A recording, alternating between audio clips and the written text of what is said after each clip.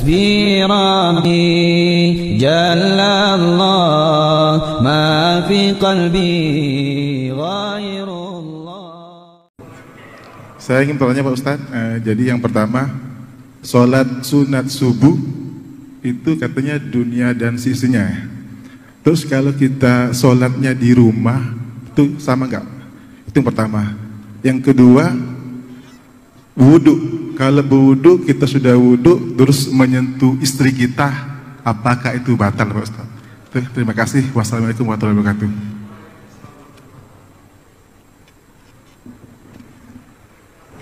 Raka'atul fajri khairum minad dunya wa ma fiha. 2 rakaat qabliyah subuh lebih baik daripada dunia seisinya. Disebut dia dengan raka'atul fajri, disebut dia dengan rakaat qabliyah subuh. Bagi yang pakai usolli sunnatas subhi raka'ataini qabliyatan. Waktunya dari azan sampai ke iqamat. Jadi kalau bangunnya itu sudah azan subuh, dia di rumah, apakah dia langsung sholat subuh atau qabliyah subuh? Qabliyah subuh dulu. Andai terbangunnya itu sudah terlambat, apakah hilang waktu qabliyah? Tidak. Andai dia di masjid, masuk ke dalam masjid, tiba-tiba iqamat, qad qamatis salatu, qad qamatis salah, Allahu akbar, Allahu akbar, la ilaha illallah. Dia langsung salat subuh. Setelah salat subuh dia qabliyah subuh, qada, diganti qabliyah subuh. Satu-satunya salat qabliyah yang diganti Nabi adalah qabliyah subuh. Saking pentingnya qabliyah subuh. Rakaat pertama ayatnya qul ya ayyuhal kafirun. Rakaat kedua ayatnya qul huwallahu ahad. Imam Muslim dalam kitab Sahih Muslim membuat satu bab khusus. Waktunya dari azan sampai iqamat. Jumlahnya 2 rakaat. Ayatnya kuliah dengan kulhu. Keutamaannya lebih baik daripada dunia dan seisinya. Kalau qabliyahnya saja lebih baik daripada dunia dan seisinya, apalagi sholat subuhnya. Jadi dilaksanakan di rumah hukumnya boleh. Qabliyah itu tidak hanya di masjid saja. Lau ya'lamuna ma fil atamati was subhi. Seandainya mereka tahu pahala salat subuh berjamaah dengan salat isya berjamaah, la atauhu mahabwan. Mereka akan datang walaupun merangkak. Kenapa mereka tak tahu? Karena Allah tak kasih tahu. Allah mau kasih surprise bagi mereka yang datang salat subuh berjamaah. Ini tentang qabliyah subuh. Yang kedua tentang bersentuhan laki-laki dengan perempuan yang tak mahram. Istri itu mahram karena nikah, tapi dia tidak mahram karena nasab. Yang dimaksud di sini mahram nasab. Apa beda mahram nasab dengan mahram nikah? Mahram nasab tak ada syahwat, tak ada nafsu. Orang dengan anaknya, kalau ada orang bernafsu dengan anaknya, ikat biar kami bawa ke panti sakit jiwa. Jadi nanti kalau ada orang mengatakan itu kan istrimu, istrimu itu kan mahrammu, maka tak batal wudu'mu. Yang dimaksud mahram di sini bukan mahram nikah, tapi mahram nasab. Yang tak batal itu dengan anak, dengan emak, dengan adik emak, dengan perempuan yang mahram karena nasab tadi, bukan karena mahram karena nikah. Nah, setelah jelas itu, setelah jelas mahramnya beda, baru saya jelaskan menurut mazhab. Menurut mazhab Hanafi, mazhab yang paling tua dulu, namanya Imam Abu Hanifah, mazhabnya Hanafi, tinggalnya di Kufah, Irak sekarang, meninggalnya tahun 150 Hijrah. Menurut mazhab Hanafi, bersentuhan laki-laki dengan perempuan tidak batal wudu, karena makna ayat aula mastumun nisa. Kalau kamu menyentuh perempuan, makna menyentuh di situ, maaf, makna menyentuh di situ jima, bukan sentuh kulit. Tapi karena bahasa Quran itu tidak vulgar, bahasa Quran itu tidak porno, maka dia tidak katakan jima, dia katakan menyentuh. Tapi makna menyentuh di situ jima. Jima baru batal wudu. Kalau sekedar menyentuh tak batal menurut Hanafi. Itu makanya orang India, Pakistan, Bangladesh banyak dia menyentuh-nyentuh di Masjidil Haram waktu dia tak batal karena mazhab Hanafi. Mazhab Hanafi itu yang paling banyak di dunia ini. Turki, India, Pakistan, Bangladesh, Kufah, Irak. Mazhab yang kedua Maliki, nama imamnya Malik bin Anas, tinggalnya di Madinah, makamnya di Baqi samping Masjid Nabawi. Meninggal tahun 179 Hijrah. Menurut mazhab Maliki, bersentuhan laki-laki perempuan yang tak mahram batal kalau ada syahwat. Kalau tak ada syahwat tak batal. Bersahwat baru batal, tak bersahwat tak batal. Yang ketiga mazhab Syafi'i. Nama imamnya Muhammad bin Idris. Makamnya di Mesir, di Kairo. Meninggal tahun 204 Hijrah. Menurut mazhab Syafi'i, asal bersentuh laki-laki perempuan, mau bernafsu tak bernafsu batal. Bernafsu tak bernafsu batal wudu. Abdul Somad pilih pendapat mazhab Syafi'i. Kenapa pendapat itu yang Ustaz pilih? Karena saya dari kecil belajar mazhab Syafi'i, di sekolah belajar mazhab Syafi'i, di Mesir belajar mazhab Syafi'i, dan menurut saya pakai mazhab ini lebih selamat. Lebih selamat apanya Pak Ustaz? Misal saya berwudu dari rumah, pergi undangan ke hotel, sampai di hotel mengucapkan selamat ke mempelai, selamat ya, selamat. Saya udah jaga, tapi yang perempuan itu disentuhnya ujung jari saya. Lalu kemudian saya sholat, Allahu Akbar. Datang setan berbisik, Abdul Somad, wudu kau batal. Kata saya, tidak, aku tak bernafsu. Kata setan, ada sikit gitu. Kan berkata-kata dalam pikiran. Tapi kalau saya pergi ke toilet, saya berwudu lagi, saya ulang wudu, saya sholat, maka hilang itu semua, hilang kata-kata. Itu makanya mazhab Syafi'i itu dikatakan asyaddu ihtiyatan, tingkat kehati-hatiannya lebih tinggi.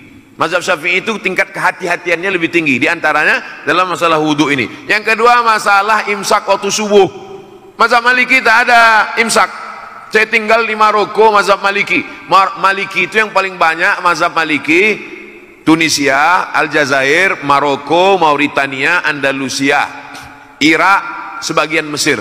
Banyak mazhab Maliki. Dalam mazhab Maliki tidak ada imsak. Jadi kulu, makanlah, washrabu, minumlah sampai azan. Allahu Akbar, Allahu Akbar. Jadi kami di Maroko tidak ada itu sirine imsak. Jadi kami makan aja, makan, tiba-tiba azan, mulut berisi. Mazhab Syafi'i tidak begitu. 50 ayat sebelum azan ada imsak. Jadi waktu itu belum ada jam, maka dipakai 50 ayat. Setelah dihitung-hitung 50 ayat itu diagak-agak lebih kurang 10 menit. Itulah maka ada imsak di tempat kita. Tiit, kalau hidup lampu. Tingkat kehati-hatiannya lebih tinggi. Setelah bersih mulut, gosok gigi, baru kemudian terdengar azan. Jadi lebih hati-hati sehingga tidak ada was-was. Demikian, Allahu a'lam. Baik, kami silakan Ibu.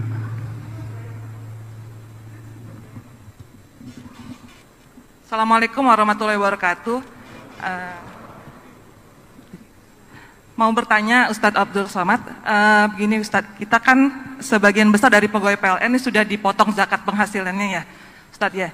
Nah mungkin sebagian besar dari kita misalnya bisa menyimpan dari tabungan yang dari penghasilan yang kita sisihkan itu berupa tabungan, apakah itu berupa tabungan di bank ataupun emas.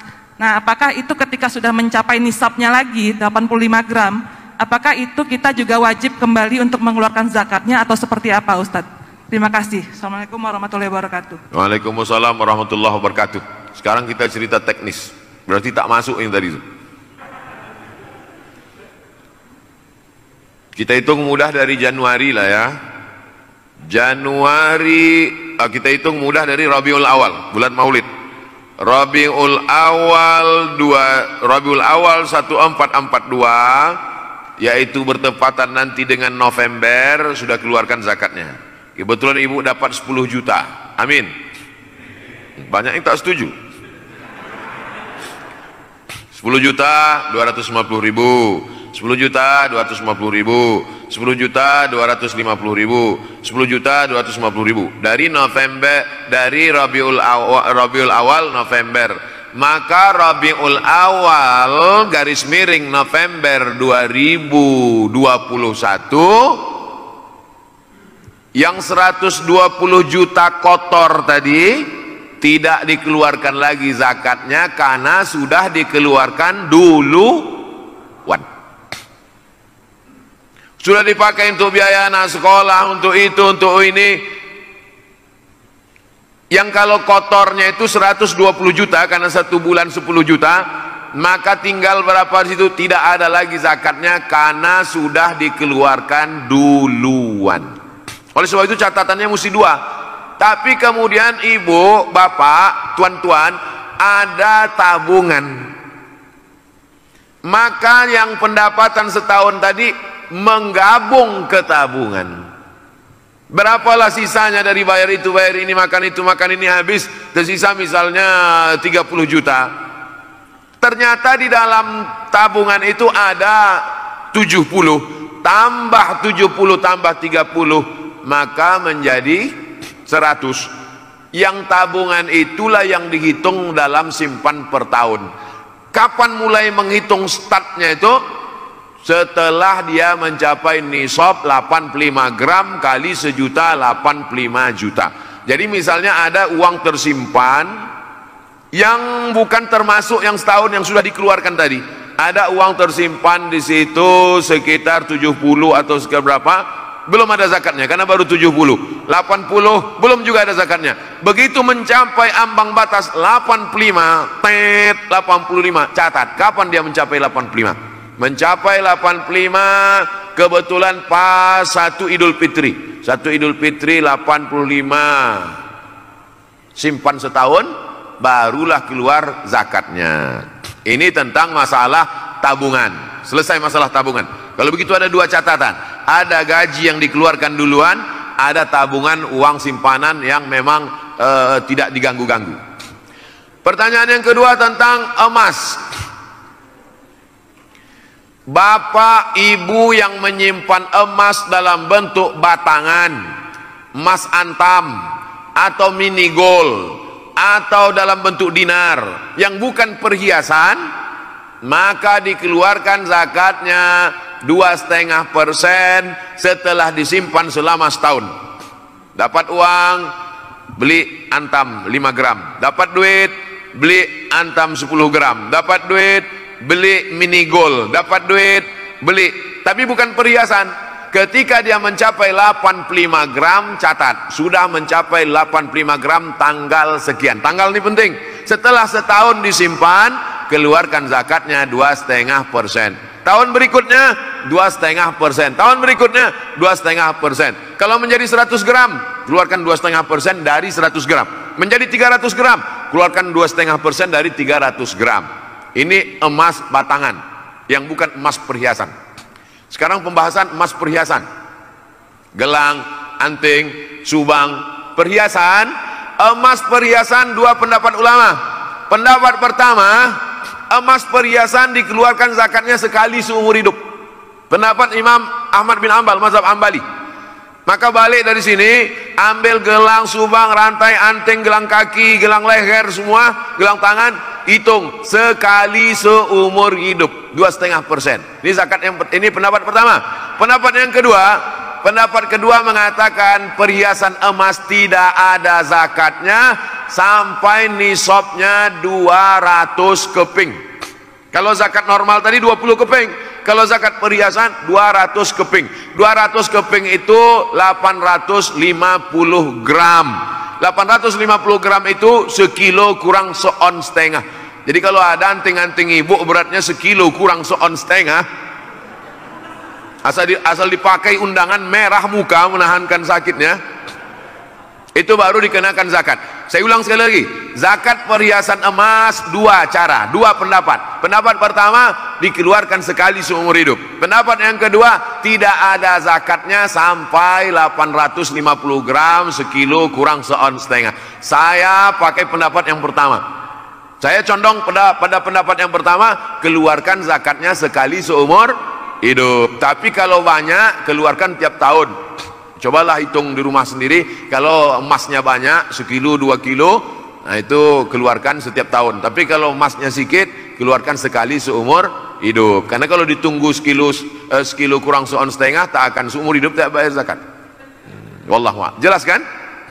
Wallahu a'lam bishawab. Subhanakallahumma wa bihamdika asyhadu an la ilaha illa anta